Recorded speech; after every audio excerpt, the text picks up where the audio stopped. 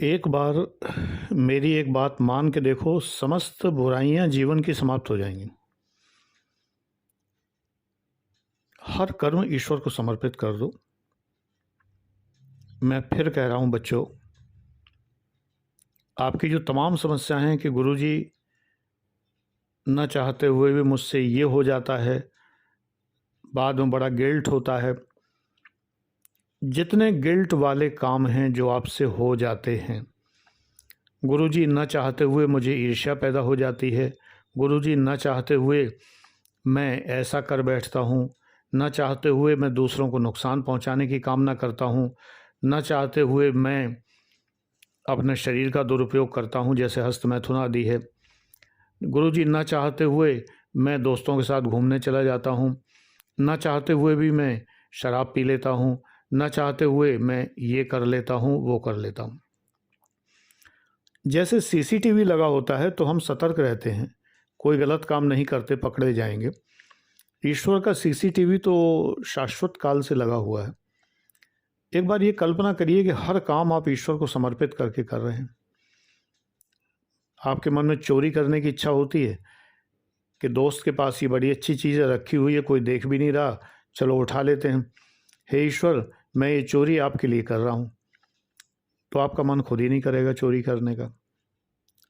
ऐसे ही जितने भी गलत काम हैं, हर काम के पहले एक आदत बना लीजिए, हर काम के पहले, कि हे ईश्वर ये आपको समर्पित है। इवन मैं स्नान करने जा रहा हूँ, ईश्वर मेरी केयर करना। स्नान करने में कितने लोग चले गए।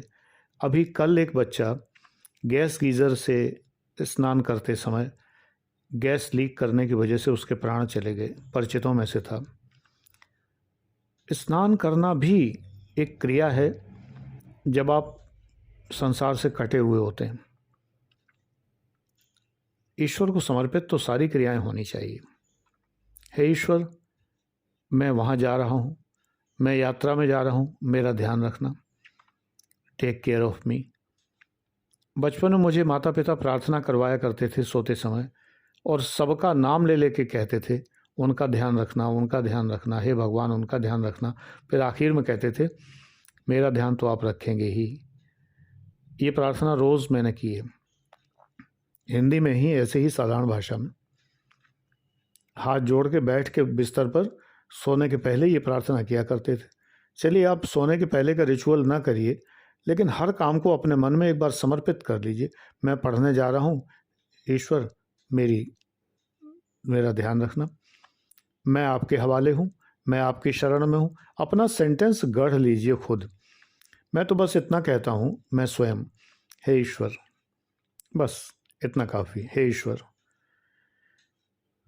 किन किन बातों में, किन किन जगहों पर सुनते हैं कि वो जीना चढ़ रहे थे, अचानक चक्कर आया, नीचे गिरे, लुढ़क गए, मर गए।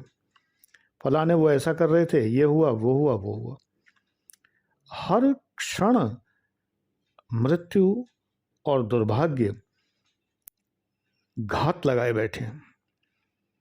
अगर हम हर क्षण ईश्वर को समर्पित करें तो ईश्वर उसी क्षण पर मृत्यु तो आती ही, सभी की आती है, तो ईश्वर उसी क्षण मृत्यु को अनुमति देगा जिस क्षण ईश्वर को लगेगा कि हमारे इस बच्चे को न्यूनतम कष्ट हो और इसका समय पूरा हो गया है।